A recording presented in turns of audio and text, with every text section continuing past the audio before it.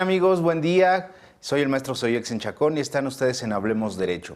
Hoy tenemos un tema interesantísimo, como siempre. Vamos a hablar acerca de los derechos de autor y tenemos una invitada especial en este programa. Recuerden que estamos en vivo, transmitiendo desde las instalaciones de IMEFI TV. Este programa, insisto, Hablemos Derecho. Y bueno, pues vamos con Daniela para que nos ayude a presentar a la invitada del día de hoy. Sí, hola maestro, buenos días. Para mí es un gusto presentar a la maestra Cintia Castillo Loredo.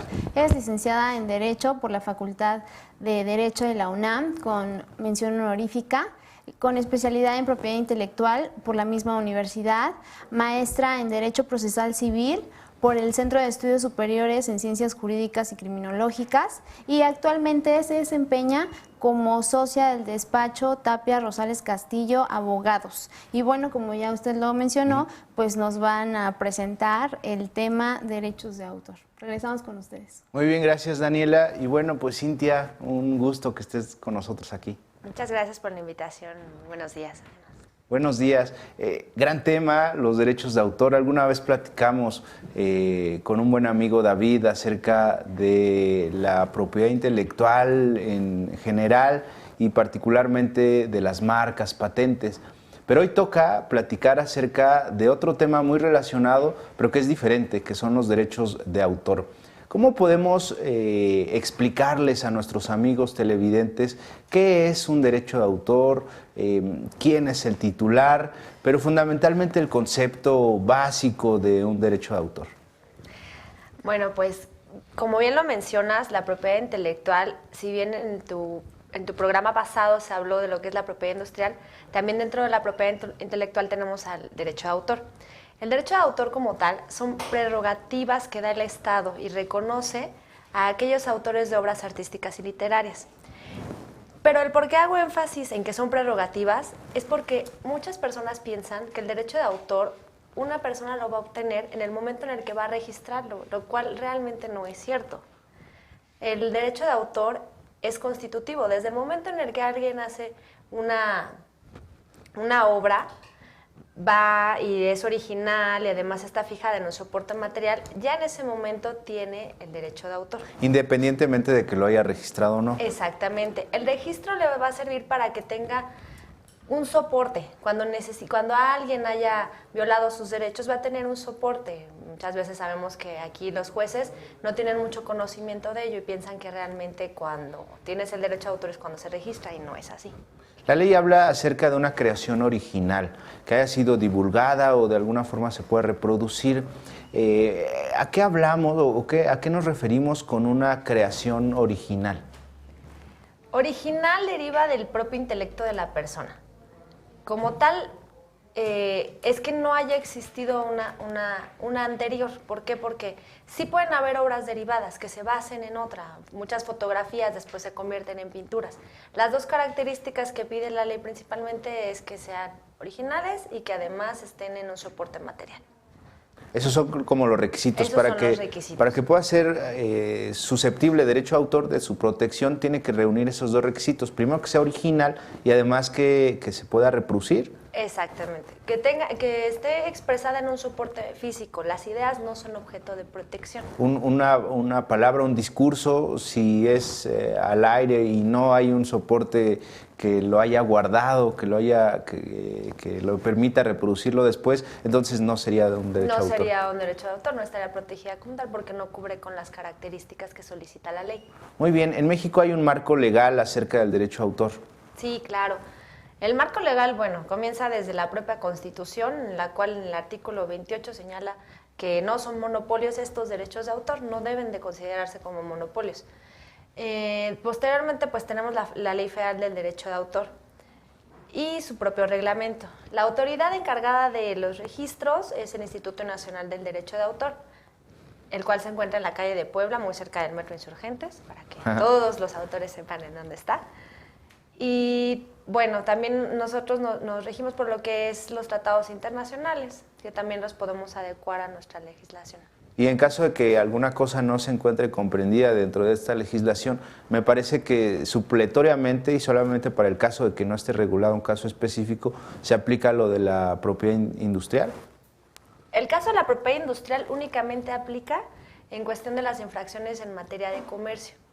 Cuando son violentados los derechos patrimoniales del autor, es cuando se pueda... Y no es que sea supletoria, sino que la autoridad encargada en estos únicos casos es el Instituto Mexicano de la Propiedad Industrial. Sí, respecto de estos derechos de autor, sabemos que ya es una creación original, que se puede reproducir, pero debe tener ciertos elementos o incluso me parece que hay una clasificación específica respecto de estos elementos que pueden ser reproducidos. ¿Podríamos hablar un poquito de la clasificación? Claro, mira, brevemente voy a explicar un poco. En el caso de los derechos de autor, los sujetos a los que se protege son los autores, personas físicas, aunque en algunos casos pueden haber titulares, personas morales. La clasificación que tiene la ley de las obras como tal son aquellas que las puede dividir por su autor, que pueden ser conocidas, anónimas o seudónimas. Seudónimas, pues sabemos que es un nombre diverso al del autor, para que no sea identificable, y las anónimas, así se denominan, cualquiera está firmada como anónima. El caso particular de las anónimas es que yo puedo reproducir esa obra sin tener que dar los derechos porque realmente ¿de no quién sé es? dónde Claro. está el autor. Ajá. Pero eso no implica que en algún momento el autor diga, yo soy ese autor, y entonces le tengan que pagar las regalías a partir de que él se da a conocer como el autor. Pero es complicado porque como sabemos que tal sale un vivo y dice, pues yo soy el autor, ¿no? Ah, claro. Bueno, pero es ya complicado, ¿no? Tendría que demostrarlo. Como tal, es lo que te mencionaba, el autor tiene los derechos desde el momento en el que crea su obra, pero todos tienen que tener el soporte para acreditar que son los claro. autores como tal. Por ejemplo, si está en un disco magnético, pues es muy fácil, ¿no? Nada más se ven las propiedades del archivo y se puede advertir cuándo fue creado, ¿no? Exactamente, Ajá. exactamente. Si fue modificado, si lo eliminaron, cualquier cosa se puede observar también. La informática forense es maravillosa también. Por supuesto que sí. Hay muchos libros que están hechos, incluso cuentos también, por un seudónimo, ¿no? ¿Cómo podríamos explicarles a nuestros amigos qué es un seudónimo? El caso del seudónimo es algún símbolo o nombre que los autores se ponen, pero que no los identifica. ¿Qué características tiene que tener para que sea un autor seudónimo? Es que sus datos deben estar inscritos en el Instituto Nacional del Derecho de Autor. Es decir, el autor, con su nombre, ingresa en sobre cerrado sus datos reales.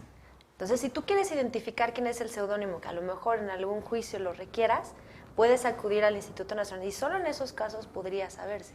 Si no, sería un anónimo, porque Sería un no se sabría quién es. Sería un seudónimo porque lo conocerías con otro nombre que no es, pero no es un anónimo. Y en el caso de los seudónimos sí se le tiene que pagar las regalías.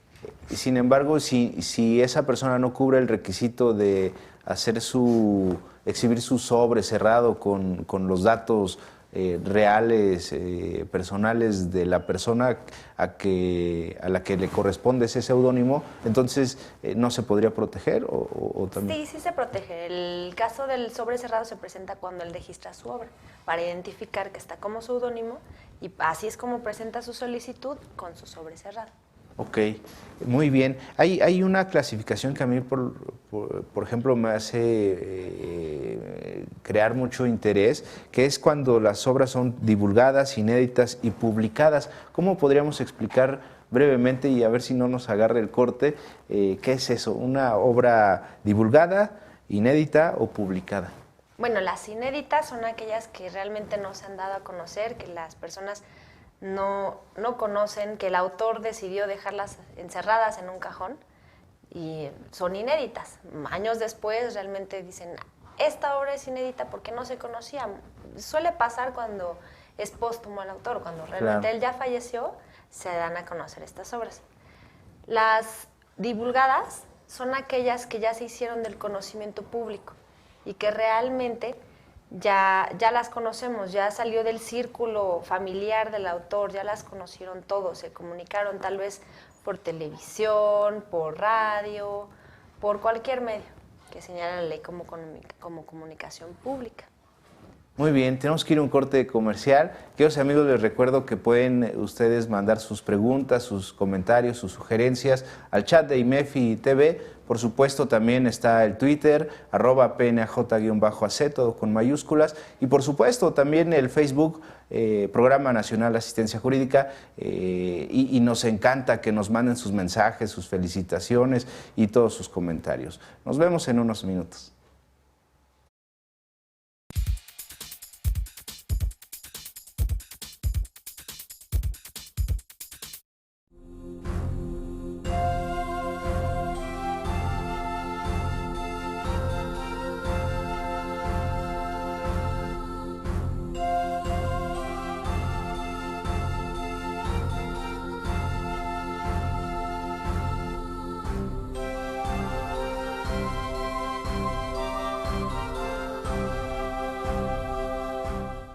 En INEFI te esperamos en el curso Seguridad Social, IMSS, SAR e Infonavit.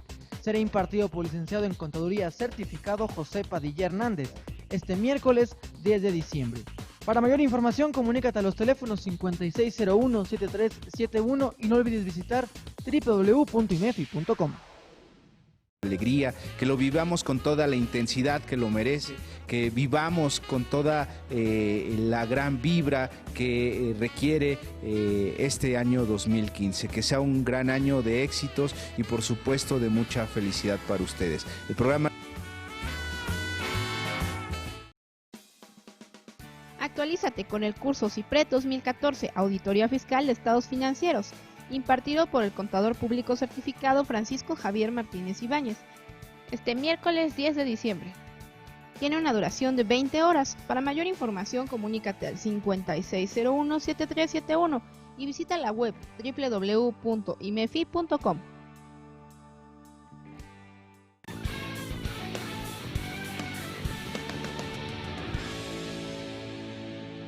¿Qué tal, amigos de IMEFI TV? Me da muchísimo gusto saludarlos. Yo soy Inés Sáenz y los invito a que no se pierdan esta transmisión. Se van a encontrar con grandes sorpresas y, por supuesto, el mejor contenido. Un beso con cariño. Chao, chao.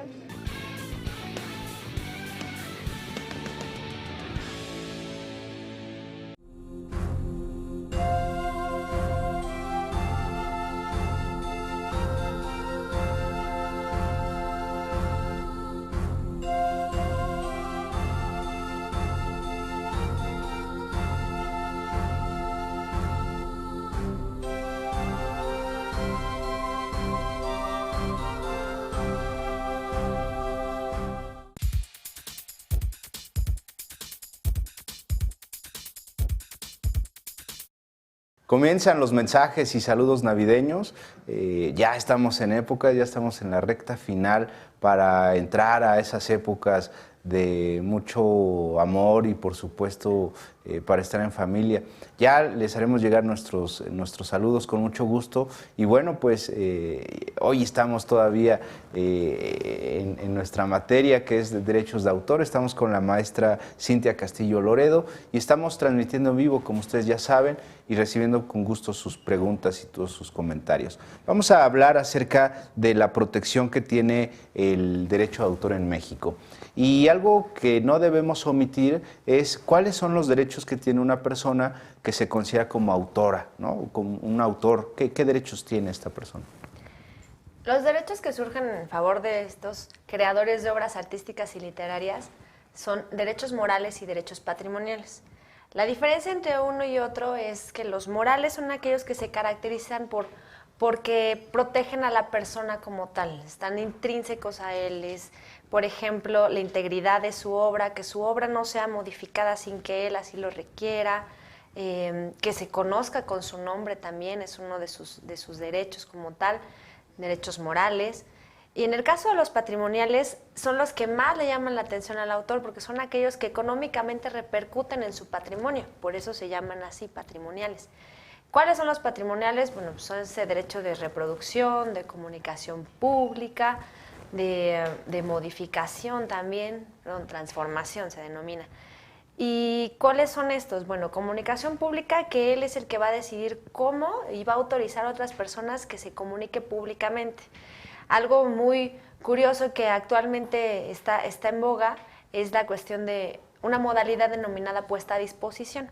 La puesta a disposición es cuando esas obras son publicadas en Internet, pero también es una comunicación pública que requiere de una remuneración para el autor.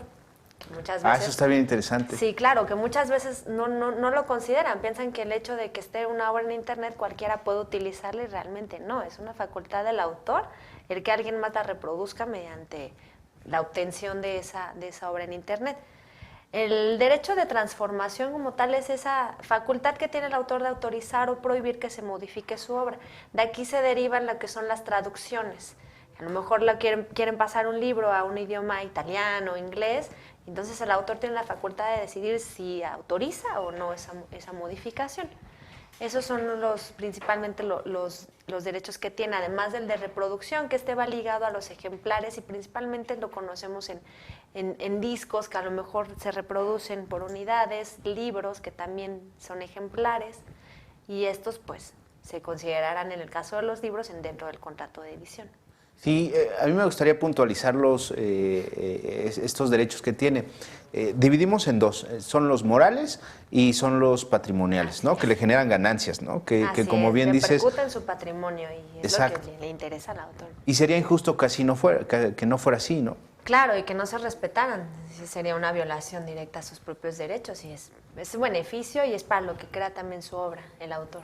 ¿Los derechos morales implican el darle el crédito al autor? Sí, que se le reconozca como el autor, ese es el derecho de paternidad, que siempre se le reconozca como el autor de la obra, el hecho de que alguien no la modifique también es parte del derecho de integridad, es ese derecho en el cual no pueden mutilar su obra o poner pedacitos o modificarla. ¿Qué ha pasado, no? Que le cambian y cuando él no da la autorización, pasa mucho con la corrección de estilo a veces, ¿no? Que quieren hacer algún cambio, pero el autor dice, no, oye, espérame, pues así yo lo quiero, ¿no? Así yo lo creé. Claro, bueno, la corrección de estilo es un caso particular, porque como tal todos los contratos de edición prevén esta corrección de estilo en la cual, pues mientras no le cambien la esencia de la obra, está permitida. Pero, por ejemplo, han existido algunas obras que a veces están en reforma y de repente amanecen mutiladas, alguien las tiró, entonces se rompen, entonces esa es integridad de la obra, tiene que mantenerse la obra íntegra tal como la creó el autor. ¿Y puede ser de qué tipo? Es decir, puede ser una obra literaria, puede ser alguna cuestión musical, ¿de qué más tipos puede ser? La ley señala diversas ramas en cuestión de las obras. ¿Cuáles son aquellas obras? Son las obras fotográficas, audiovisuales, dramáticas, que son las teatrales, literarias, pictóricas, fotográficas, no recuerdo si ya las mencioné. También hay una clasificación muy curiosa que son aquellas obras en compilación y las de arte aplicado. Estas son un caso curioso. Y las de arte aplicado mucho más porque son aquellas obras de arte que además tienen una aplicación en la industria. Ok, pero que no se confunde con derecho de propiedad industrial. O puede tener una protección acumulada en algunas ocasiones. ¿Puede darse las dos? Ah, ok. En el caso de la obra de arte aplicado, sí. Muy bien. Y los derechos patrimoniales. En el caso de los derechos patrimoniales, ¿cómo es que le generan ganancias? Hay varios derechos patrimoniales. ¿Cómo es que le pueden generar una repercusión y un beneficio económico al autor? Bueno, cualquier comunicación o reproducción que se haga de la obra del autor, es necesario que tenga una remuneración el autor. Cualquiera. Cualquiera. Si se hace una cita, por ejemplo, en una tesis o en una revista, se cita la fuente, ¿ahí de todos modos tiene que pagar o ahí no es necesario porque está citando la fuente? Qué bueno que tocas ese punto porque en esencia sí existen excepciones a este derecho que tiene el autor. Esas excepciones, una de ellas son las citas de texto. También el hecho de que una obra se encuentre en algún lugar público, por ejemplo, esculturas, también implica una excepción a esta obligación que se tiene de remunerar al autor. ¿Cuáles son los requisitos que señala la ley para que pueda denominarse como una excepción? Que no altere la normal explotación de la obra. ¿Qué significa esto? Que no está alterando ese beneficio económico, que yo, por ejemplo, no le tomo una foto a una escultura en un espacio público, pero es para hacer un calendario y venderlo. Ah, claro. Si no lo hago para hacer unas postales navideñas y repartirlas a mi familia, eso está permitido. Ahí no pasa nada. No pasa nada porque no estás afectando la normal explotación de la obra. ¿Cuáles otros casos de excepción hay?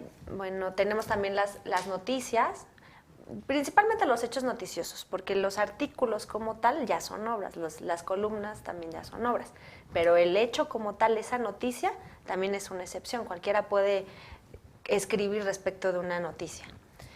En otro caso son las copias privadas, y esta también es muy, muy interesante, porque cualquiera puede hacer una copia privada, pero es para preservarla de cierta forma. A lo mejor yo compro un libro o compro un CD tal vez, y yo lo quiero escuchar en mi auto, pero pues se va a rayar si pongo el original, entonces hago una copia privada, pero esa copia yo no voy a poder dársela a mi amiga o decirle, bueno, yo compré el disco y tú también puedes hacer una reproducción.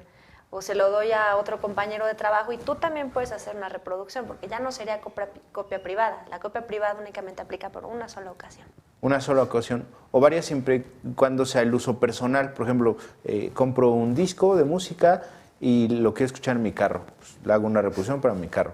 Pero lo quiero también escuchar en mi oficina. A lo mejor me gusta mucho el autor y también lo uso en mi oficina. Y a lo mejor en mi casa también me quedo dormir ahí escuchando. ¿Eso se vale? Hay doctrinas encontradas en las cuales señala que precisamente porque la tecnología ha avanzado, a veces es necesario hacer más de una copia, porque a lo mejor tú tienes un CD que después lo pasas a tu iPod y después del iPod lo quieres escuchar en otro formato. Y hay doctrinas encontradas en las cuales algunos dicen, no, eso no es posible, porque la ley señala que una característica tiene que ser que solo por una sola ocasión. Otras personas dicen que no, tenemos que adecuarnos a las tecnologías de información como tal, en las cuales dicen que no puede ser así. Es ahí donde nos tenemos que apoyar en los tratados internacionales, en referencia a lo que señalan de la reproducción. ¿Qué pasa con aquellas obras literarias, por ejemplo, un libro que un estudiante de licenciatura o un posgrado requiere para hacer su tesis o un trabajo y hace lo clásico, saca copias de la obra? Ahí entra dentro de la excepción de uso personal, así se llama, de uso personal, o sí está incurriendo en un atentado contra el derecho de autor.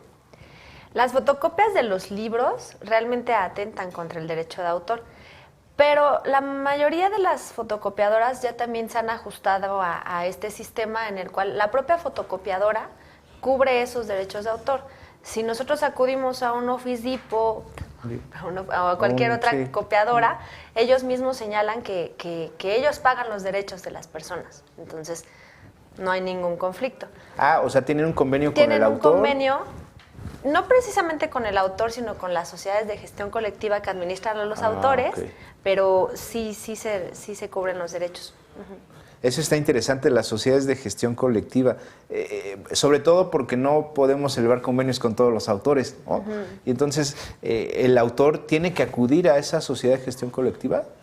No es una obligación, el autor puede solicitar los derechos por sí mismo, pero sería casi imposible que pudiera, número uno, investigar en dónde están violando sus derechos, y número dos, acudir a tocar las puertas de todas las personas que están violando sus derechos y decir, bueno, ¿qué hacemos? ¿Qué es lo que pasa? Que el autor se puede acercar a una sociedad de gestión colectiva, otorgarle un poder que le dé esa facultad de ir a cobrar sus regalías, y ya las sociedades de gestión colectiva tienen una infraestructura más grande, tienen abogados, tienen una administración que van y solicitan esos derechos, y llega un periodo en el cual le dan las regalías al autor. ¿Cómo se puede darse cuenta de todas las reproducciones que se hacen? Si van a la papelería de la esquina, pues ahí difícilmente se puede percatar que hay una reproducción de una obra. Eso rebasa ya el ámbito legal, se incurre en falta o no pasa nada porque es de uso personal. No, es que realmente el uso personal es algo curioso, porque las fotocopiadoras lo que hacen es que le dan a las sociedades una cantidad, y esa cantidad se reparte entre todos sus autores, porque precisamente no es identificable. Cuando es identificable la reproducción que se hace, entonces la regalía se le da al autor de conformidad a sus propias regalías, y es a cada uno. Ok, maestra, tenemos que ir a un corte rapidísimo. Queridos amigos, pueden mandar sus dudas, sus preguntas. Parece que ya están llegando y bueno, las vamos a responder en un momento. Regresamos.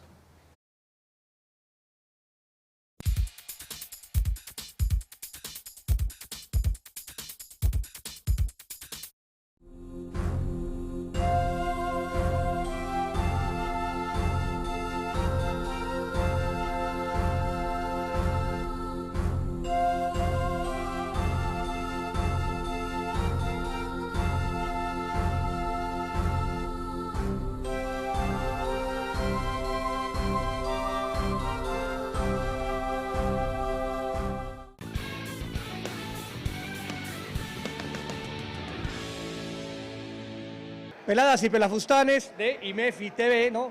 No sé qué sea esto, pero bueno, voy a darles un beso. Hagan favor de estar sintonizando esta grandísima cadena de televisión, o lo que sea, porque aquí vemos pura figura. IMEFI TV, I love you. Adiós.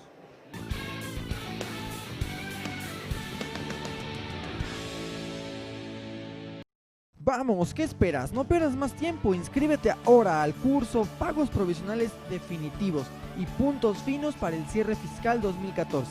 Personas morales. Será impartido por el licenciado en Contaduría y especialista fiscal Francisco Yáñez Ledesma. Inicia este sábado 6 de diciembre. Tiene una duración de 20 horas. Para mayor información, comunícate al teléfono 5601-7371 o bien visita www.imefi.com. Tax Day Asesor Fiscal. Todos los jueves a las 10 de la mañana, hablemos derecho. Jueves a las 11 del día, darle sentido a tu vida. Todos los jueves al mediodía.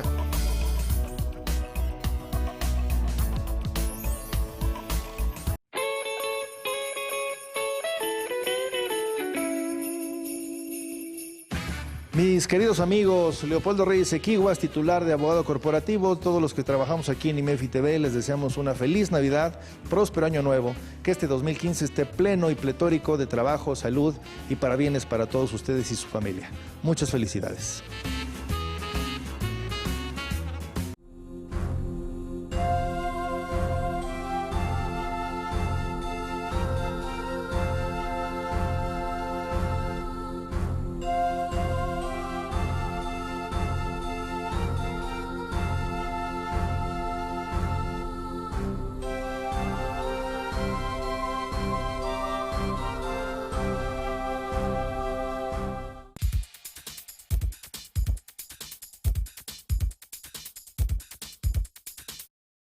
Estamos hablando sobre derechos de autor con la maestra Cintia Castillo Loredo y bueno, pues ya tenemos preguntas, vamos con Daniela para que nos ayude a contestarlas.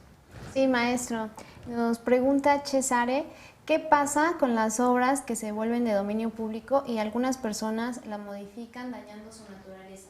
¿Existe algún tipo de indemnización o reparación del daño y qué vía legal se ejecuta? Ahí está el tema de las obras que son del dominio público. Si ya son del dominio público, ¿cómo está? En el caso de las obras en dominio público, como tal, las personas pueden utilizarlas sin ninguna remuneración, sin ninguna violación como tal. Bueno, pensaba yo en algún ejemplo como la Mona Lisa, que también hace mucho tiempo ya está en el dominio público, pues la han modificado, le han puesto bigotes, la han cambiado, entonces realmente ya no hay ninguna repercusión. Ya no pasa nada. No. ¿Y en qué momento una obra se convierte en una obra de dominio público? Parte del dominio público. Las obras forman parte del dominio público cuando termina su vigencia. ¿Cuál es el periodo de vigencia? Pues son 100 años del autor, 100 años después de la muerte del autor. Entonces es toda la vida del autor y 100 años posteriores a su muerte. Entonces realmente, pues, varias generaciones del autor las que tienen esos beneficios. Sí, por supuesto. Es decir, toda la vida del autor viva Más 100 años. Más 100 años más, ¿no? Así es. Ah, está bien. Y durante todo ese tiempo está protegido. Después de eso ya se convierte en una obra del dominio público. Exactamente, ya es una obra del dominio público. Que hay que tener cuidado porque muchas veces, por ejemplo, dicen, esa obra ya es del dominio público. El caso de la obra de Cervantes de Saavedra, El Quijote, pues muchos piensan que ya está en el dominio público.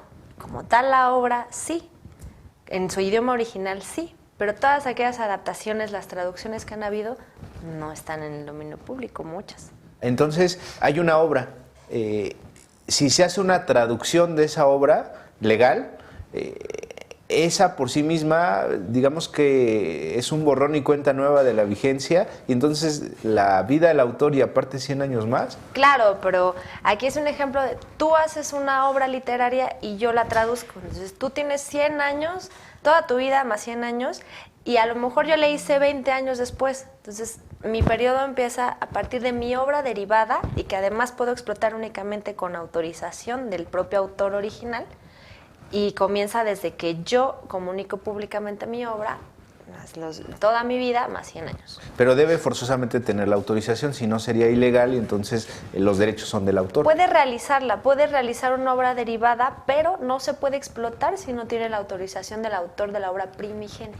¿Qué pasa en caso de que sí se explote? ¿Le tendrá que pagar regalías? ¿Tendría que pagar alguna compensación económica al autor? Sí, se tienen que pagar regalías. Es uno de los derechos patrimoniales que tiene el de autorizar o prohibir la comunicación y la reproducción por otras personas, y esa transformación que se hizo también. Muy bien, y nada más para puntualizar el tema de las reproducciones autorizadas o no autorizadas, ¿qué pasa cuando no se puede advertir porque no hay un convenio, porque no se puede estar en todos lados para saber si en una papelería chiquita de la esquina, de la colonia, del pueblo, se hace una reproducción? ¿Cómo se puede regular eso? ¿Cómo se ha solventado esa situación? Bueno, es muy complicado porque como tal, aunque las sociedades de gestión colectiva hagan muchos esfuerzos por la protección a los derechos, pues no pueden estar en todos lados, no son omnipotentes, pero realmente saben cuáles son los puntos en los que tienen que atacar.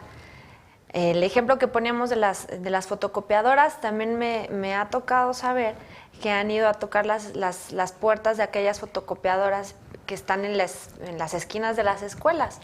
Porque saben que su naturaleza es que reciben libros de los estudiantes y los fotocopian. ¿Y entonces se paga por cada reproducción o hay una cuota fija que les cobran a esas papelerías?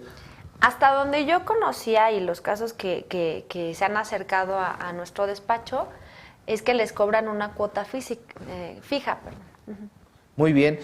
¿Quién es el sujeto de la protección de este derecho a autor? ¿Es una persona física, una persona jurídica, una persona que se llama equivocadamente moral? ¿Es también susceptible de un derecho a autor? El autor como tal siempre va a ser el que crea la obra y es una persona física. Una persona jurídica no puede ser creador de una obra, pero sí puede ser titular de esos derechos desde el origen de la propia obra. ¿Cómo se da? Y es muy importante que señalemos ese punto y que puntualicemos como tal.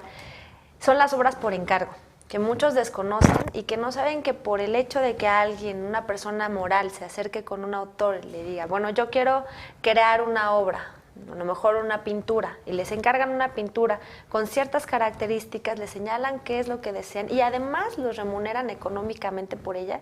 Entonces los derechos de autor ya no son de ese autor, ya son de esa persona que les encargó la obra. Y muchas veces no lo saben y reciben el dinero y no se dan cuenta que están cediendo sus derechos. Exactamente, y que la titularidad de esos derechos desde su origen son de esa persona moral. Pero eso debe constar por escrito, porque si no, ¿cómo se acredita que fue esa persona la que realizó, la que es el creador de esa obra? Claro. En algunas ocasiones se otorga simplemente un recibo de honorarios por parte de los autores y algunos lo asemejan a que como recibió una remuneración, ya con eso. Lo más adecuado, y si yo estuviera del lado del autor, es necesito una obra por encargo que especifique todas las características de la obra. Eso es lo interesante. Entonces, todos los autores tienen que tener mucho cuidado en este aspecto. Porque además es bien común que el autor cree que le van a ayudar a difundir su obra y cosas así, y la verdad es que en realidad le está transmitiendo los derechos de autoría a esa persona, ¿no? Claro, y el autor ya no podrá solicitar alguna remuneración por las explotaciones subsecuentes de esa obra. De hecho, ha pasado muchas veces, ¿no? Sí, Sí, los autores no lo saben y ese es un punto muy importante, qué bueno que lo mencionas. La mejor recomendación para los autores, ¿cuál sería? Que hagan su contrato, que lo hagan bien, que se den cuenta con quién hacen negocios, ¿qué podríamos decirles? Bueno, pues principalmente que no se alejen del derecho de autor, porque muchos lo desconocen, muchos tienen someras ideas y realmente pueden acercarse a muchas personas que conocemos los derechos de autor. Claro que los vamos a asesorar en ese aspecto. Y por otro lado es que cuando se acerquen a empresas, siempre vigilen lo que firman y que vigilen bien si están cediendo derechos, cuáles derechos son, cuáles son las modalidades de explotación que ellos están cediendo, que pongan mucha atención en esos contratos que se les otorgan. Y que pongan atención, por supuesto, en las famosísimas letras chiquitas, porque a veces no son chiquitas, pero son palabras que no entienden. Y entonces pues se pueden meter en complicaciones. Claro, ¿no? que además desconocen y que no están familiarizados a lo mejor con esa forma de manejar las cosas. Entonces es muy importante que se asesoren. Muy bien, tenemos que ir a un corte, maestra, queridos amigos, regresamos. Recuerden que pueden mandarnos sus preguntas, todos sus comentarios e inquietudes, con mucho gusto los vamos a responder. Nos vemos.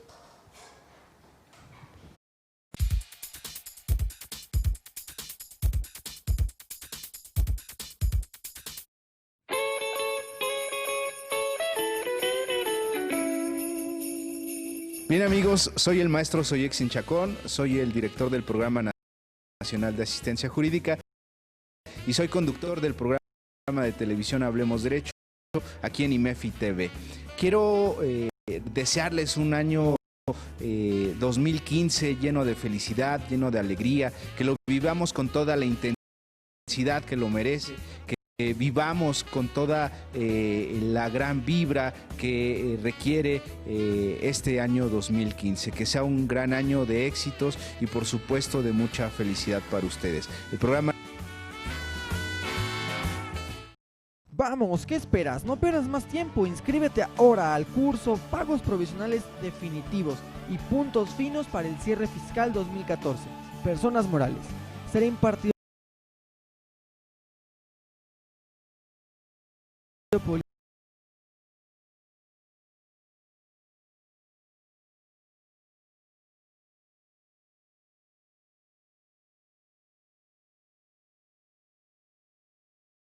Amigos, nos acaban de hacer una pregunta interesantísima. Nos dicen, Memo, ¿qué pasa con las fotos que subimos a nuestras redes sociales? Es un gran tema, porque además, pues todo el mundo utilizamos las redes sociales, es una herramienta de comunicación muy efectiva, por supuesto de vanguardia y que además es necesaria en este mundo. ¿Qué pasa con los contenidos que subimos a las redes sociales, maestra? Bueno, cuando nosotros accedemos a las redes sociales, siempre nos preguntan, ¿estás de acuerdo con los términos y condiciones? Pues le damos clic para poder obtener nuestra cuenta de Twitter, de Facebook. Porque si no, no la podemos obtener. Porque si no, no podemos obtener nuestra cuenta. Pero un caso muy específico como es Facebook, es que entre sus términos y condiciones, las fotografías que se suben realmente son parte de Facebook, ya no son de la persona como tal. Eso no significa que yo no pueda reclamarle a alguien si baja una fotografía y lo utiliza, pero realmente Facebook también puede utilizarla en publicidad y puede hacerlo, y no puedes ir en contra de lo que Facebook decida respecto de esa fotografía. Porque además es un contrato de adhesión, porque nosotros no podemos negociar los términos de entrar o no entrar a las redes sociales como Facebook o Twitter, simplemente decimos sí, si es que queremos ingresar a esa plataforma. Pero los derechos son de Facebook porque hay una renuncia expresa en ese contrato, ¿no? Se le da toda la facultad para que utilice las fotografías como tal, pero eso no implica que yo no pueda acudir y decir, bueno, es que alguien bajó mi foto y la está utilizando, alguien diverso a Facebook, pero Facebook sí ha utilizado algunas fotografías en publicidad en otros países. Ah, pues eso está muy interesante. Así que si algún día vas a Alemania y ves tu foto por ahí, no te preguntes por qué es. Muy bien. Pues ahí el tema quizá, y a lo mejor la pregunta, me imagino que estaba orientada a los demás usuarios de Facebook. o de Twitter o algunas otras redes sociales. Yo subo una fotografía del Programa Nacional de Ciencia Jurídica, ¿no? Tratamos de subir seguido. Y alguien utiliza, otro usuario, no Facebook, sino otro usuario, utiliza esa misma fotografía o un cartel o algo así y lo reproduce, lo comparte. ¿Ahí hay una vulneración a nuestros derechos de autor? Sí, claro, las fotografías como tal son consideradas como obra y sí sería una vulneración al derecho de autor y tendrías todo el derecho de ir de iniciar una infracción en materia de comercio en contra de esa persona. Y ahí entramos al tema. Yo me siento vulnerado en mis derechos de autor, ¿no? Patrimoniales sobre todo. ¿Qué puedo hacer? Ya veo que alguien reprodujo ilícitamente mi libro o utilizó una obra artística que yo subí a las redes sociales o una fotografía o de alguna forma plagió algún artículo que yo he escrito. ¿Cuál es el procedimiento? ¿Qué es lo que tengo que hacer ante esa situación? Bueno, existen diversas vías, tanto administrativamente como civiles y penales también. En el caso de las reproducciones, en esos derechos patrimoniales, cuando se vulneran, se dice que se da una infracción en materia de comercio. Cuando se vulneran los derechos morales, son infracciones en materia administrativa. Ambos tienen multas, pero las multas varían también. ¿Qué otra cosa puedo iniciar? Una junta de avenencia, que también son recomendables porque en algunas ocasiones se puede llegar a un convenio con aquellas personas que reconocen que vulneraron los derechos. Una junta de avenencia se lleva a cabo en el Instituto Nacional del Derecho de Autor y precisamente ya las partes llegan a un convenio y ahí se termina el conflicto. De no ser así, pueden continuar y se dejan a salvo sus derechos. En caso de la vía judicial, existe el juicio para el resarcimiento de daños y perjuicios, que la ley señala que estos daños y perjuicios no pueden ser menores al 40% de aquella ganancia que tuvo el infractor. Y por último, la vía penal, también esas reproducciones no autorizadas o lo que denominaste plagio, también se encuentra contemplado como un delito. También es un delito. Así es. Y podemos optar por cualquiera de esas vías, la civil o la penal, y a lo mejor podríamos utilizar las dos, porque una cosa es el delito, que es punitivo, y otra cosa es el resarcimiento del daño, que es una cuestión civil. Exactamente, de hecho se pueden iniciar las acciones en cualquier momento y de manera conjunta. En el caso del juicio civil es muy curioso porque anteriormente se solicitaba que se agotaran todas las vías administrativas, incluyendo la infracción en materia de comercio, para poder acudir al juicio civil. Pero con las recientes modificaciones a la ley, esto se ha eliminado y ya podemos acudir directamente a la vía civil sin tener que irnos hacia el Instituto Mexicano de la Propia Industria. Eso está interesantísimo porque yo sí me quedé en que había que agotar la vía administrativa. No sé si es tu tema de tesis o era tu tema de tesis o alguna situación así. Yo recuerdo y yo me quedé en esa idea. Ya no es necesario agotar el procedimiento administrativo, ya podemos ir directamente a la vía judicial. Ya podemos ir directamente a la vía judicial en el caso de los derechos de autor. ¿Y en qué vía es? ¿Es un ordinario civil? ¿Un ejecutivo? No creo, no hay título ejecutivo. No. ¿Debe ser un ordinario civil? Es un ordinario civil y se puede llevar tanto en juzgados federales como en locales. Es porque es jurisdicción concurrente, ¿no? Es una jurisdicción concurrente, así es. Pues ahí lo que decidan nuestros amigos, se pueden ir a un juzgado federal, un juez de distrito, donde les corresponda, o puede ser a un juez local. Que puede ser incluso de oralidad o de primera instancia, dependiendo del monto que el autor conozca o pueda comprobar. 520,529 o algo así pesos. Para arriba es un juez de primera instancia y para abajo es un juez de oralidad. De oralidad, ¿no? Exactamente. Muy bien, pues muy interesante todo esto de los derechos de autor. Debo decir que la gente tiene opciones, el autor tiene su obra protegida y debe saberlo además. Así es, el autor, como lo mencionamos en un principio, desde el momento en el que crea su obra, que es original y que está en un soporte material, ya tiene esos derechos. Sí se les aconseja que acudan a registrarla porque es una prueba que al final siempre les va a servir. Es un proceso muy sencillo, lleva, en el caso de que el autor mismo acuda a registrar su obra en un solo día, ya tienen su registro, entonces es muy fácil. ¿Qué necesitan? Hay que ir ahí a la calle de Puebla, ahí en la Colonia Roma, cerca del metro Insurgentes. Tienen que ir, registrar, tienen que llevar un dispositivo magnético o ¿cómo? ¿Qué hay que llevar? Se les solicita el formato de registro, que inclusive se los otorgan ahí mismo, el pago de derechos, que se les otorga también ahí el formato para el pago de derechos. Que además es poco, ¿no? No es así una gran cantidad de dinero. 190 y algo de pesos, no llega a los 200 pesos, poco. Es muy poquito, la verdad. Y además se les solicita 2 ejemplares de la obra. En el caso de las obras pictóricas, que no podemos reproducirlas y llevar 2 ejemplares, pueden tomarle una fotografía, 2 fotografías, y las llevan, o las llevan en un disco tal vez. Pueden presentar, ¿qué más? En el caso de los libros, pues una fotocopia, se les piden los 2 ejemplares, y cuando la solicitud la realiza una persona moral, además se les solicita que acredite la representación legal. ¿Y cómo es que obtuvieron los derechos del autor también? La carta de obra por encargo, un contrato de prestación de servicios, lo que haya sido. Lo llevamos ahí y ¿en cuánto tiempo resuelven? Porque además es un acto de buena fe, ¿no? No es un procedimiento así muy complicado. No, porque además la autoridad no tiene la facultad de negar un registro, porque el derecho surge desde el momento en el que se crea. Se menciona que es un derecho declarativo y no tiene que tener un mérito artístico. Entonces la autoridad realmente no se pone a averiguar si tiene mérito, si no, o averiguar si es original o no. Y lo único que hacen es que si llegan a las 9 de la mañana, 9:30, perdón, a la 1 ya tienen su registro. ¿De verdad? Rapidísimo. Y nos dan un certificado, imagino, o alguna cosa así. Certificado de registro de obra, así es. Muy bien. En caso de que por alguna situación se llegara a negar, ¿cuáles podrían ser las razones?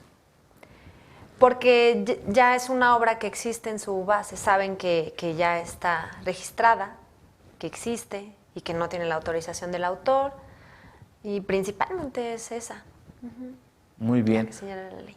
Pues ahí tienen, amigos, no es tan complicado, de hecho es muy fácil acudir al Instituto Nacional del Derecho de Autor, que pertenece, creo que a la Secretaría de Educación Pública. Así es, exactamente. Y entonces pueden hacer su solicitud de registro y la van a tener de una manera muy rápida, muy fácil, nada complicada, hay un metro cerca, cuesta poco, así es que no hay ningún pretexto para que lo hagan.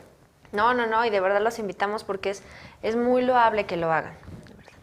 Y sobre todo porque les puede repercutir en un beneficio económico. No sabemos si una creación, una fotografía, un texto se puede hacer famosísimo y a lo mejor nos puede repercutir en un beneficio económico. Claro, y esperemos que todos los autores cuando crean una obra tengan esa expectativa de que realmente va a ser muy exitosa. No hay cultura en México del registro, ¿verdad? No. Últimamente han ascendido las cifras en cuestión de registro, pero siguen siendo muy pocos, realmente. ¿Por qué? Muchos es por desconocimiento. Hay algunos que realmente no saben todos los derechos y todos los beneficios que tienen al crear una obra, que pueden autorizar, prohibir, que pueden celebrar contratos de edición, que pueden acercarse a editoriales, que pueden explotarlas. Entonces también es muy importante que conozcan el derecho de autor. Creo que es desconocimiento como tal. La principal causa. Sí, así es. Y bueno, pues no es más que vean el programa Hablemos Derecho, la repetición, por supuesto, a las 5 de la tarde, a las 9 de la noche, y próximamente estará en YouTube. Así es que no hay pretexto para que la gente desconozca. Ayúdenos también a difundir nuestros programas. Sabemos que a lo mejor a ustedes no les es tan interesante un tema específico, pero seguramente a muchas personas sí. Así es que ayúdenos a esta difusión. ¿Algún mensaje final, maestra, que quieras comentarles a nuestros amigos? Bueno, pues principalmente que se acerquen a la propiedad intelectual, que crean en ella, no solamente a los derechos de autor, sino a la propiedad industrial como tal, las marcas, y pues que cualquier duda, por favor, pueden hacérnosla llegar mediante el programa, y muchas gracias por la invitación al programa y muchas felicidades por todo este éxito. Hombre, muchas gracias. Y la verdad es que el éxito es relativo, la verdad es que es una gran cosa el hecho de poder traer invitados importantes que además nos ayuden a conocer más de temas jurídicos. De verdad que te agradezco mucho la presencia, y a ustedes, amigos, que nos escuchen día con día, todos los jueves. Tenemos gente que nos escucha y que nos ve en Bogotá, en Colombia, en Estados Unidos, por supuesto. Nos han llegado mensajes de Argentina, de varios países de Sudamérica, por supuesto Estados Unidos, y de muchos estados de la República. Hoy mismo nos llegaron saludos desde Tasco, que está en Guerrero, y bueno, pues con mucho gusto les enviamos un saludo, les agradezco la atención, que tengan ustedes un excelente día.